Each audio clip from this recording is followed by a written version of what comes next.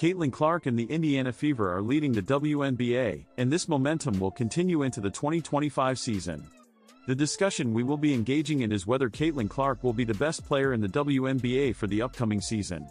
The 2024 WNBA season was a noteworthy time for Caitlin, culminating in her receiving the fourth most MVP votes, following A'ja Wilson, Napheesa Collier, and Breanna Stewart. To achieve such a high ranking as a rookie is truly exceptional, and the fact that she did not have a proper offseason following her 2023 college basketball season indicates a promising outlook for an even better 2025 season. The argument that Caitlin Clark had a dominant second half to the season is good, but A'ja Wilson had a whole season where she dominated. In the first 5 games she started the season off with 5 straight double-doubles.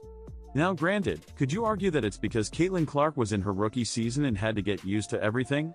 Absolutely. However, A'ja Wilson and Napheesa Collier both were consistent about their numbers and productivity. We could also analyze the playoffs if we want to, where Clark shot horrible from the 3, shooting 15.4% in Game 1 and 25% in Game 2 against the Connecticut Sun.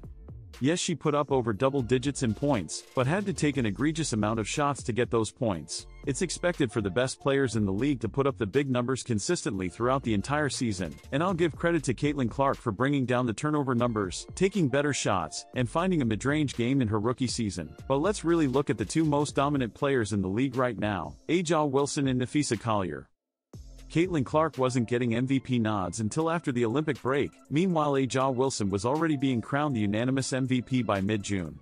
We could analyze box scores if we wanted to, and it'd be quite clear who is on path to be the best player for the 2025 season. It's not an outlandish take to say Clark could be, but it's hard to ignore if anybody actually does end up overshadowing A'ja Wilson, how it could be anybody else but Napheesa Collier.